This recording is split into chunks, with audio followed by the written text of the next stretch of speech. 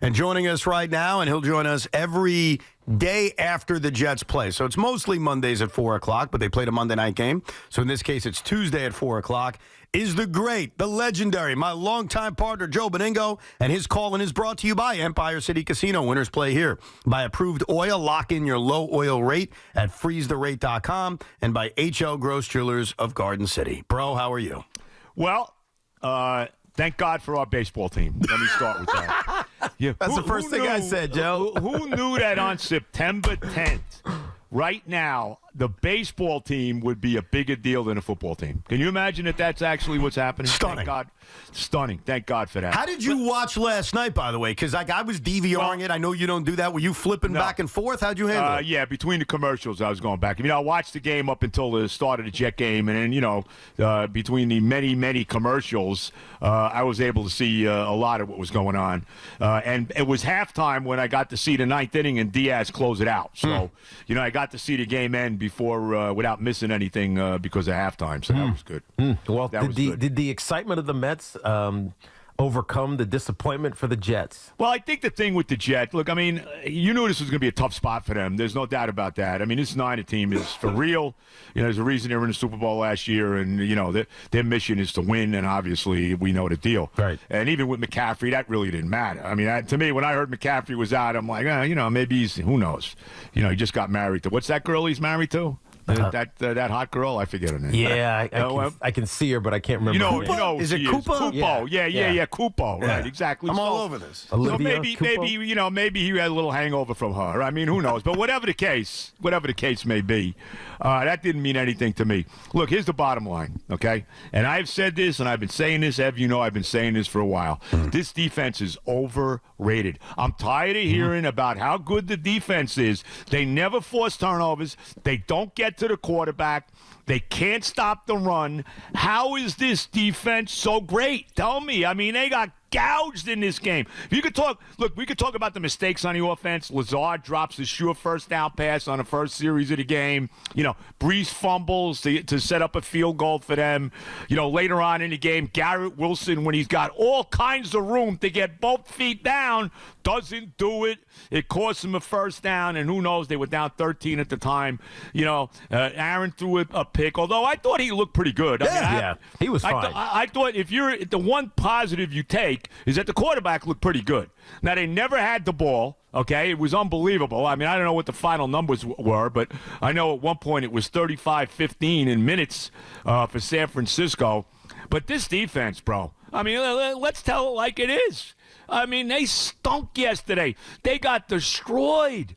And I know the Niners are tremendous, but you got to be where's Will McDonald? The only time I saw Jermaine Johnson was when he did an illegal hands to the face that cost him getting off the field on third down, right? Quentin Williams maybe made one play. I don't even remember. Solomon Thomas one time had Brock Purdy for an easy sack, let him go, and Purdy hit somebody for a first down. There were guys open, all wide open everywhere. Kittle, Samuel, Jennings, and this kid Mason looked like Jim Brown.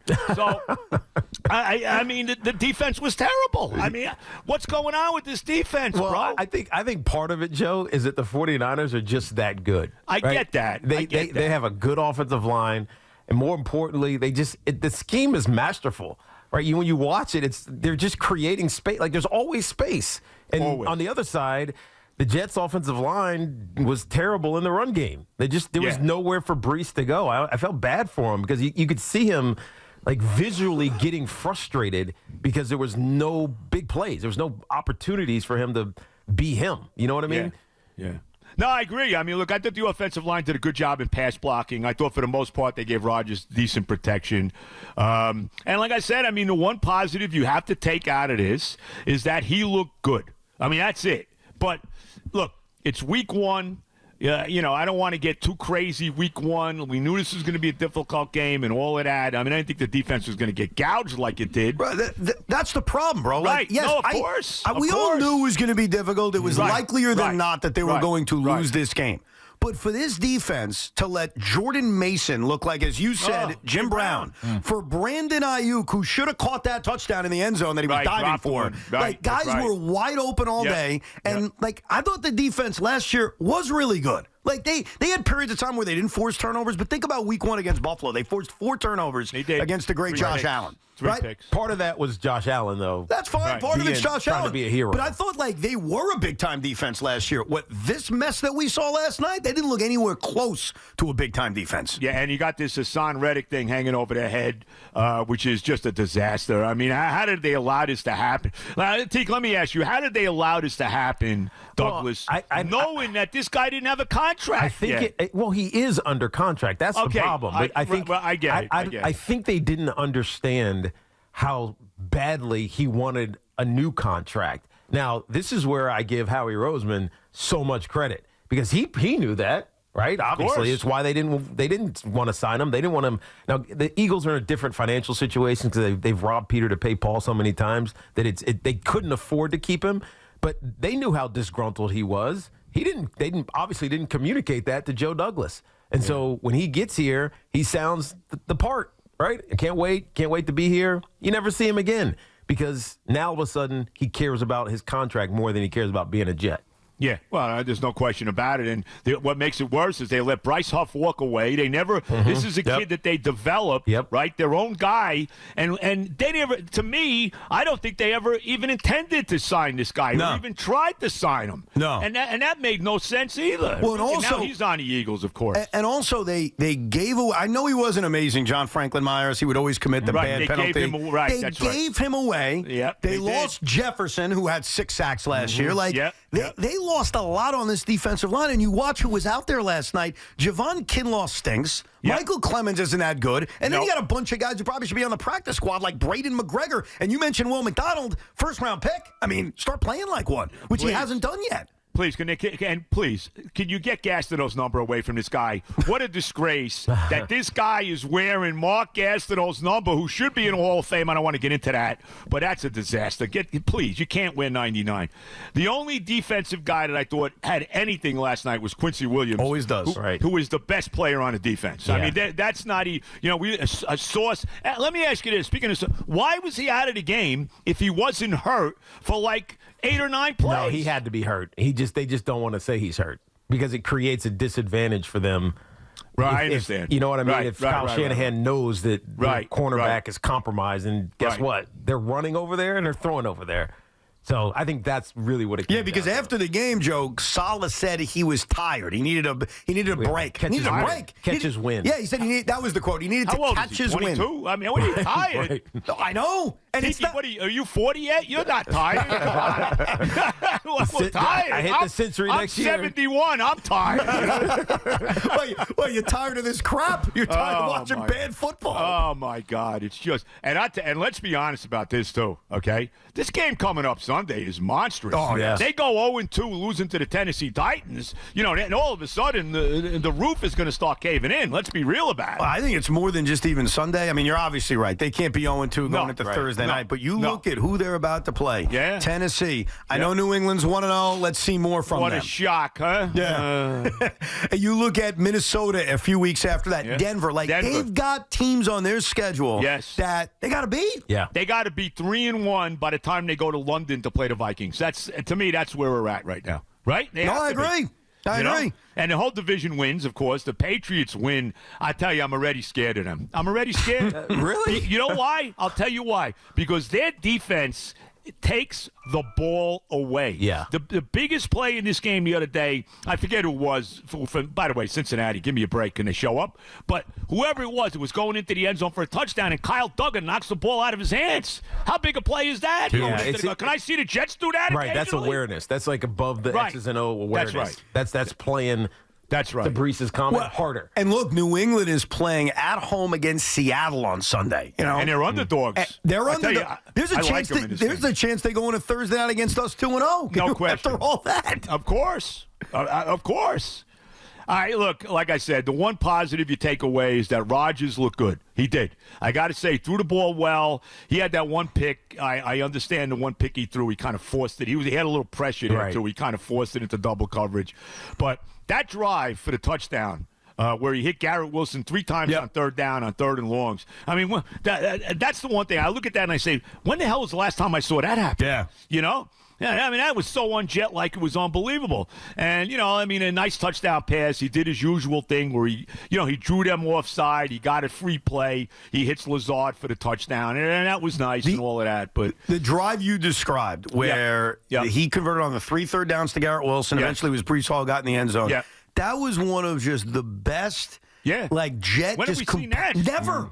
Right. Never. I mean, maybe since Ryan Fitzpatrick had that miracle season before he choked it in Week 17 in Buffalo. Yeah. Right, 2015. That was probably the highlight of the game, just getting to see that and thinking, wow, that could become normal in our football watching on Sundays. Yeah. Seeing that kind of approach. Well, the one sequence, though, that really ticked me off more than any other, and it probably wouldn't have mattered anyway in the outcome, they're down 13. Breece Hall has that run where it looks like he got the first down, and to me, they should have challenged it, but they didn't challenge it. Okay, but he doesn't get the first down. Now it's 2nd and 1, and that play with Garrett Wilson where he's got that slant over the middle, and he's got all kinds of room, and somehow he gets his toe out of bounds. And now it's 3rd and 1. They stop Breece, 4th and 1 incomplete. I mean, I've seen that too many times. Yeah, I got to tell you. That cannot happen. That was and I don't know if you felt this way. They drafted this Braylon Allen. He's a big-bodied running back. Let me see him play. Let's see him. Yeah. Absolutely. I couldn't agree more. Let me see him play. I think that was a trust, just a young player in a big game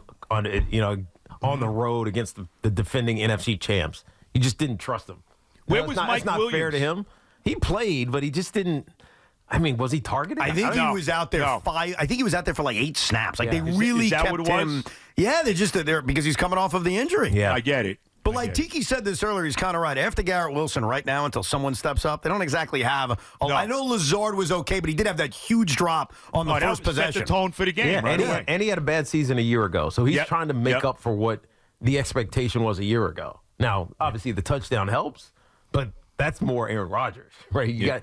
And they described it perfectly on the broadcast. When you get a free play like that, just throw it to your vertical. Whoever's going vertical, just throw it to him. No matter what happens, it's a free play. Right. So you might as well try to score on it. Right.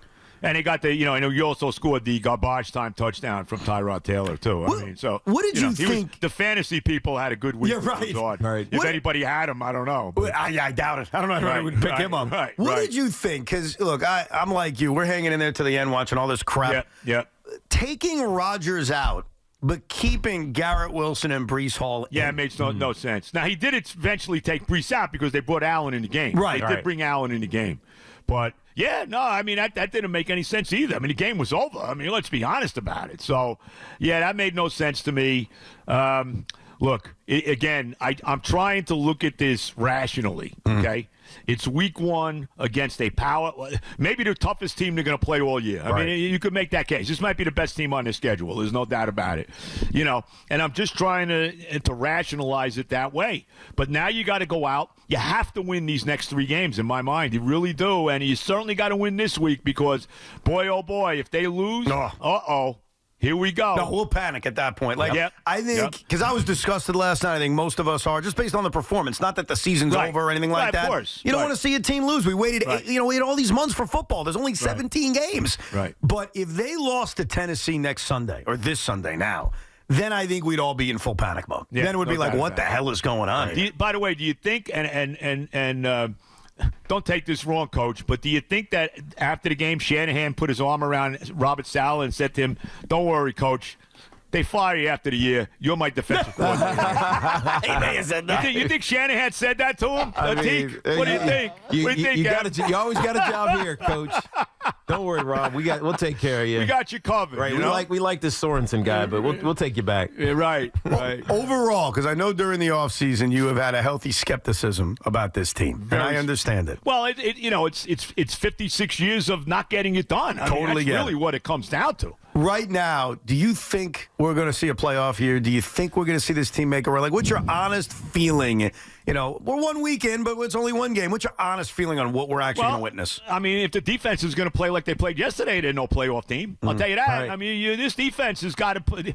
They should be embarrassed, especially with with all the hoopla that surrounds them. I mean, you got to come out snarl. I got to see something this week. I mean, they're playing. Well, Will Levis is the quarterback. Yeah. They just blew the game to the Bears last week. So, right now, you look at that defense, I can't say they're a playoff team if they're going to play like that. That's for sure. No, you're absolutely right. The defense is really got to be the calling card. Aaron Rodgers is going to be Aaron Rodgers. As long as he's healthy. Right. If he stays healthy, just be healthy, he'll be fine. Just be healthy. Yes. But opposing offenses need to fear what the Jets defense is going to do to you. And last year, even though they weren't a good team, opposing offenses feared their defense. You don't fear it right now after week 1. No. But again, Joe, this is week 1. Yeah, no, I get it. Just like Daniel Jones. If they're laying an egg next week, then I'm going to be worried. If Daniel Jones lays an egg next week, I'm really going to be worried. Well, one thing that I think, too, that you have to take into account is that, with the way it is now as far as preseason football and all of that, this is basically an extended training camp game. That's what it is. Right or wrong? I said the same thing. Like a preseason I said the same thing. Really. The Giants definitely look like they were playing in the preseason. The Jets defensively look like they were playing in the preseason. Yes. Yep. We're talking to the great Joe Benigno. Now, Joe, the Mets have gotten us the football season, okay? This was one of the most, I got to say this, and I don't know how it's going to play out. Right now, I think they're going to make it in the playoffs. I really do. There's something going on with them. This has been one of the most fun years I can ever remember as a Met fan because first of all, I was down on Stearns and Stevie Cohen at the beginning of the year. And boy, was I wrong. I mean, basically every move Stearns has made has turned to gold, especially the manager who I love this guy. I mean, how did the Yankees keep Boone and let Mendoza go? Let me ask you that question. But nevertheless, Mendoza has been phenomenal. When this team was 11 games under 500, we're all thinking they're backing up the truck. They're going to trade Pete at the deadline. All of this. And to see where they are now, that they are now, 24 games over 500 since the end of May. They got the best record in baseball. And how about the pitching, bro? I mean, oh, my God, Tyler McGill last night. Yeah. Did somebody test his saliva? It's amazing. They're pitching during this win streak that they've been on. Crazy. Yes. That's what's carried them because their offense has actually been very inconsistent. Let me tell you right now, this is the Met offense every game. First 5 innings, they don't get a hit. Okay, let's be honest. And they strike out. Oh, God, if I got to see, Alonso or Alvarez or even J.D. Martinez swinging at another pitch 30 freaking feet outside, I mean, you got to be kidding. They strike out constantly. They don't get a hit for 5 innings. Then all of a sudden they find a way to win a baseball game. Scratch out a couple. Right, and it's basically because of the starting pitching. Yeah. And I know the bullpen didn't, kind of gave it up last night. I get that, okay? But the bullpen has actually been pretty good, bro. Yeah. I mean, I know Maton gave it up in that game against Cincinnati, but the bullpen has actually been pretty good. I'm confident in Diaz. I think Diaz is back. He's been very good. Well, he almost gave up the 2-run homer at the end of the game. I got a little nervous when that ball left the bat, I got to say it. But Diaz has actually been pretty good, and there's a feeling with this team right now that they got something going. They definitely have, really do. Like this magic to them, and they've been great in September, but they got to make the playoffs. Got to make the playoffs now. Yes, as fun as it's been, as surprising as it's been, especially after the horrible start, they got to make that series in Atlanta. That's their chance to rectify the ills of 2 years ago. Well, beat that Brave team. It might not even be them. I mean, right now they're one game in the loss column out of the first wild card. Right. I mean, it's crazy. Yeah, but I think what Evan's saying is that at the end of the season they got to play they got to play the Braves. Yeah. They got 7 tough games coming up with Philadelphia too. I mean, you still got 2 games here with Toronto, but 7 games with the Phillies that are not going to be easy. No question. They've had the toughest schedule amongst all these wild card contenders, but they keep winning. They keep doing a great job, and hopefully they'll keep it up tonight against the Blue Jays. Lindor's been great. Is he the MVP? Is he the MVP? By the way, he'll never get it because they're going to give it to Ohtani. I mean, Ohtani's ridiculous. I mean, the numbers are stupid. The only thing I'll say, Teak, about that, and look, the numbers are ridiculous, but let's remember this: Ohtani's a DH. This guy, Francisco Lindor, okay, he plays every inning of every game. At the second toughest defensive position there is in baseball, catcher's got to be number 1. He plays it brilliantly. I mean, that's the one one thing, and we kind of lose sight of that. And Alonso, too. These guys play every day. There's a value to that. 162 games this year. My one worry about Lindor, and we've seen this over the last few days, he is struggling offensively. And you wonder. Yeah, a little bit right now after he was red hot. You wonder if playing every day and everything he's done is going to wear him down. And you know what? He has an excuse to wear down. That means time for Pete Alonso to pick it up. Right. Time for Brandon Nimmo to pick it up. Time for J.D. Martinez, who has over the last few days since the birth of his kid, to pick it up. Because I don't think you could expect Lindor to keep it at that pace, but now you need the other guys to pick up the offensive load over the next few weeks. Be nice if Alvarez could ever hit a home run. Him too. I mean, what happened to this guy? How about Vientos, though, bro? Nobody saw Mark Vientos basically turning into a star this year. I mean, who saw that coming? Yeah. Right? No, it's been incredible. Evan did. He wanted him to hit second.